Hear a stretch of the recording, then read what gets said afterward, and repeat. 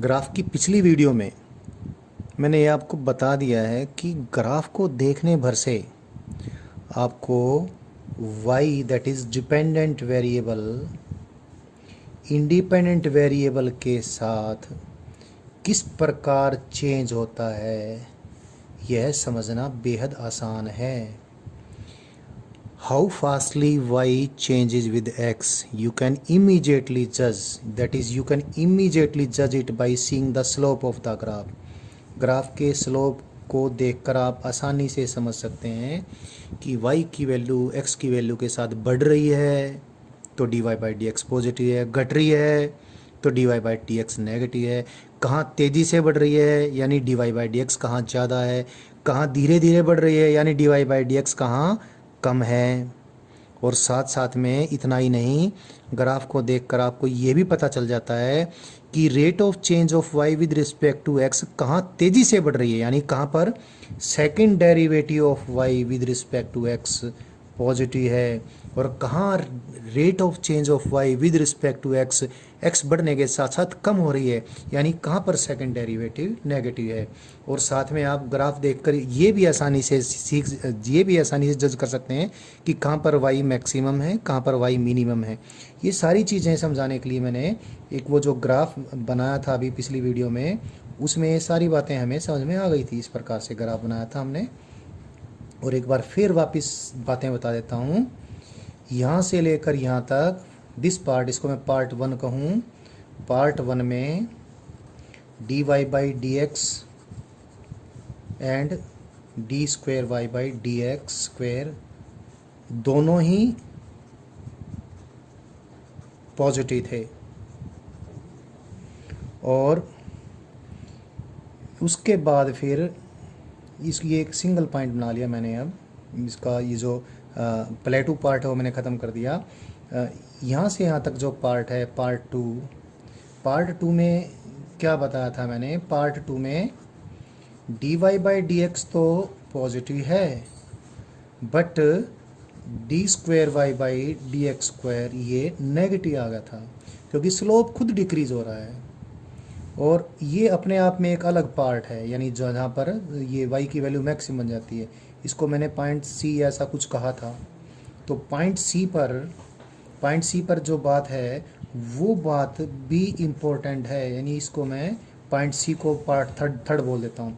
यहाँ पर हमने दो चीज़ देखी, एक तो dy by d x zero था और एक d square y by d x square यहाँ पर नेगेटिव था क्योंकि पॉजिटिव स्लोप कम होता जाने लग रहा था। इसके बाद नेगेटिव स्लोप बढ़ता जाने लग रहा है। और तीसरी बात फिर हमने C से लेकर यहाँ तक देखी। इस पार्ट को मैं पार्ट नंबर 4, इसको थर्ड पार्ट बोल दिया मैंने, इसको मैं पार्ट नंबर 4 बोल देता हूँ। तो पार्ट 4 में ये कोई पॉइंट मैंने बनाया था तब, इस पार्ट 4 में हमने क्या देखा, इसमें ये देखा कि dy बाई डी एक्स ये तो नेगेटिव है ही है, साथ में क्योंकि नेगेटिव रेट ऑफ चेंज यानी नेगेटिव स्लोप की मैग्नीट्यूड बढ़ रही है तो second derivative of y with respect to x भी नेगेटिव है। यानी अगर यहाँ से यहाँ तक के ग्राफ को हम देखते हैं, बीच में जब मैक्सिमम आता है जो C पर मैक्सिमम है एट C पर क्या है, y इज़ मैक्सिमम। तो जब C के मैक्सिमम के थ्रू हम पास होते हैं तो सेकंड डेरिवेटिव 2 से 4 में गए through the part 3 that is through the point C, तो सेकंड डेरिवेटिव लगातार नेगेटिव था। अब अगला पार्ट हमने यहाँ से यहाँ तक देखा, इसको मैं पार्ट नंबर 5 बोल दूँ ग्राफ का। तो पार्ट नंबर 5 में हमने ये देख लिया था कि dy बाई डी एक्स भी नेगेटिव है यानी y x के साथ डिक्रीज़ हो रहा है और स्लोप की रेट ऑफ चेंज भी नेगेटिव है यानी नेगेटिव स्लोप की मैग्नीट्यूड बढ़ती जा रही है यानी स्लोप डिक्रीज होता जा रहा है। और उसके बाद फिर हमारा ये पार्ट आया था, इसको मैं 6th पार्ट बोल देता हूँ। 6th पार्ट में हमने ये देखा although the slope is negative लेकिन स्लोप की रेट ऑफ यानी स्लोप बढ़ता जाने लग रहा है यानी नेगेटिव स्लोप की वैल्यू कम होती जाने लग रही है यानी d square y by d x square here it is positive. उसके बाद ये जो मिनिमम वाला पार्ट है, इस पॉइंट को मैं डी बोल देता हूँ सपोज, यहाँ इसको मैं अलग से एक पार्ट बोल देता हूँ, पार्ट नंबर 7, दो इट इज़ ए पॉइंट। तो 7 पार्ट पे यानी पॉइंट डी पर ग्राफ मिनिमम वाई की वैल्यू मिनिमम आ गई। यहाँ पर d y by d x कितना, d y by d x 0, d y by d x तो यहाँ पर 0 है। और लेकिन इसके बाद भी और इससे पहले भी d square y by d x square यहाँ पर पॉजिटिव है। और इसके बाद फिर ये पार्ट में ग्राफ का 8वां पार्ट अगर बोलूँ तो 8वें पार्ट में भी आपको मैंने बता दिया था कि इस पार्ट में नंबर 1 तो स्लोप पॉजिटिव है, स्लोप इज़ पॉजिटिव, और पॉजिटिव स्लोप भी इंक्रीज होता जा रहा है, तो d square y by d x square भी पॉजिटिव है। तो कैसा ही ग्राफ हमें मिले, ग्राफ को हम आसानी से समझ जाएंगे और साथ में मैक्सिमम मिनिमम को भी एनालाइज करना सीखेंगे। मैक्सिमम मिनिमम के बारे में मैंने जो बात बताई थी उसको थोड़ा सा और एक्सटेंड अभी करूँगा। देखें ज़रा, हमें क्या होगा, ग्राफ को देखकर तो चीज़ें वैसे ही पता चल जाती हैं। एक चीज़ और मैंने आपको ये बताया था कि ग्राफ वाला जो मेथड है वाई यानी डिपेंडेंट वेरिएबल का इंडिपेंडेंट वेरिएबल के साथ रिलेशन समझने का, अगर हम ग्राफ को आसानी से समझ जाते हैं तो ग्राफ को तो देखने भर से ही हमें पता चल जाएगा जो डिपेंडेंट वेरिएबल है उसका उसके इंडिपेंडेंट वेरिएबल के साथ किस प्रकार का संबंध है। तो graph is the best method of understanding the relationship of the dependent variable with respect to its independent variable. तो ये बात भी जो हमने शुरू में कही थी वो तो हमारी उसकी पता चलती है। ग्राफ को देखकर तो बहुत सारी चीज़ें पता चलती हैं, लेकिन बहुत बार ऐसा होगा कि मैथमेटिकल एक्सप्रेशन ही हमारी होगी वाई की in terms of x, y is a function of x. इस मैथमेटिकल एक्सप्रेशन के जरिए हमने बहुत सारे कंक्लूजन निकालने हैं और उन कंक्लूजन में कई बार तो ये बहुत बड़ा कंक्लूजन रहेगा कि हमने ये निकालना है कि y की वैल्यू कहाँ कहाँ पर मैक्सिमम है, कहाँ कहाँ पर मैक्सिमम माने x की किन किन वैल्यूज़ पर y मैक्सिमम है और i की किन किन वैल्यू x की किन किन वैल्यूज़ पर y मिनिमम है और y की मैक्सिमम वैल्यू कितनी है, मिनिमम वैल्यू कितनी है। तो करने का ढंग हमारा ये रहेगा कि हम पहले y को डिफ्रेंशिएट कर देंगे विद रिस्पेक्ट टू x। इसकी जो भी वैल्यू आएगी ये भी x का एक फंक्शन ही होगा, ये this will also be A function of x।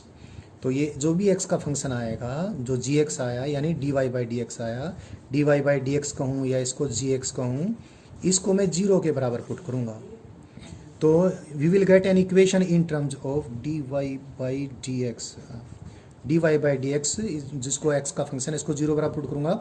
तो इसको जब इस ये x में कोई इक्वेशन बन जाए उसको सोल्व करूँगा तो इस कंडीशन को सेटिस्फाई करने के लिए x की कुछ वैल्यूज आएंगी, x1 x2 x3 एट्सेट्रा। हो सकता है एक ही वैल्यू आए, हो सकता है 2 आए, हो सकता है 3 आए। तो एक से ज़्यादा अगर वैल्यूज हैं x की तो या एक ही वैल्यू है तो हमें ये नहीं मालूम कि इन वैल्यूज़ के ऊपर फंक्शन मैक्सिमम है या मिनिमम है।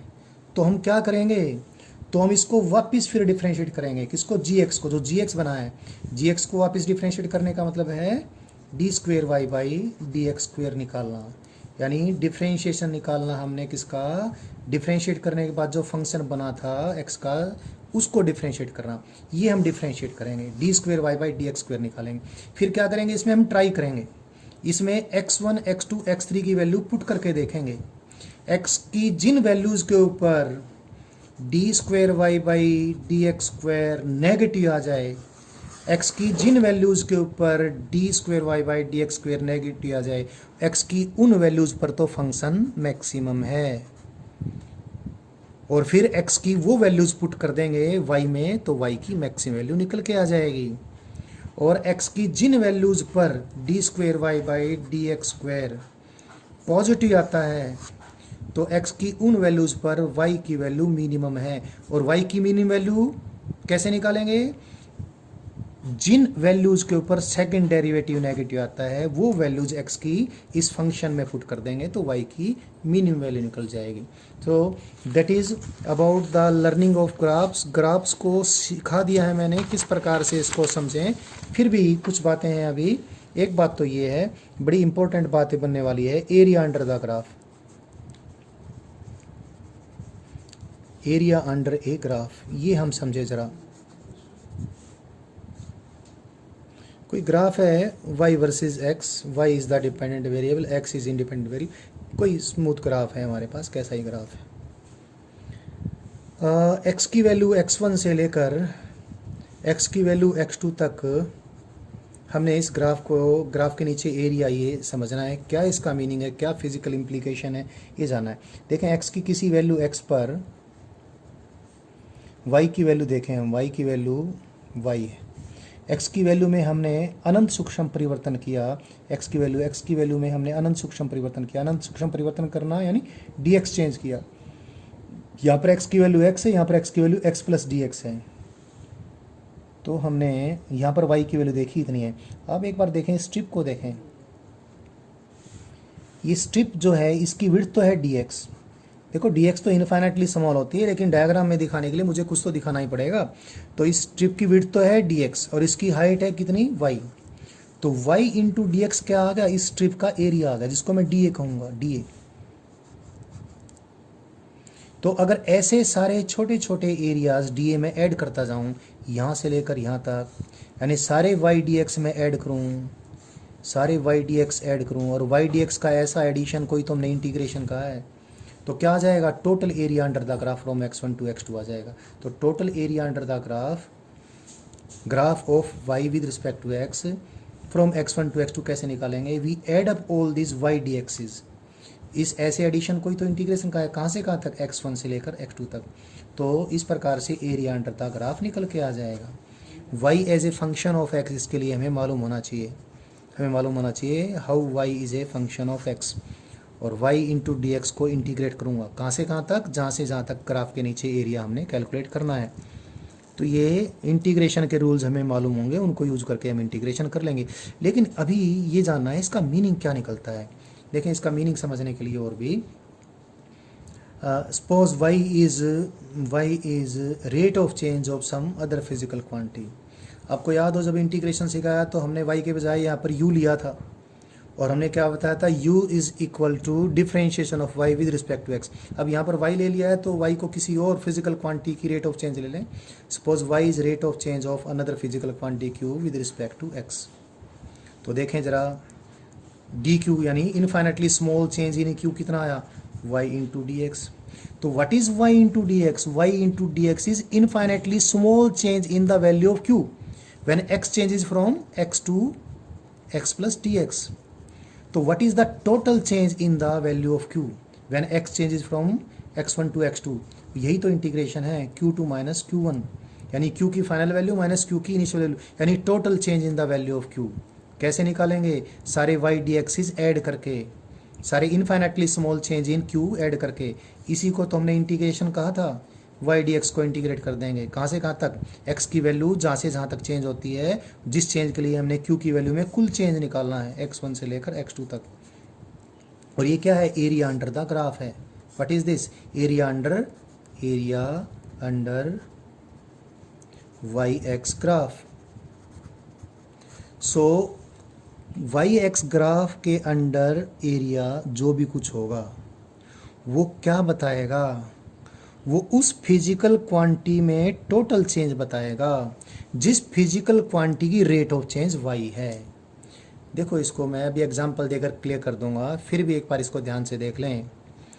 एरिया अंडर ए ग्राफ निकालना है, ग्राफ है y और x के बीच कोई ग्राफ है, उस ग्राफ के नीचे हमने एरिया कैलकुलेट करना है। तो वो जो एरिया हम कैलकुलेट करेंगे वो एरिया हमें क्या बताएगा, वो बताएगा कि जिस फिजिकल क्वांटिटी की रेट ऑफ चेंज y है उस फिजिकल क्वांटिटी में कुल चेंज कितना होगा।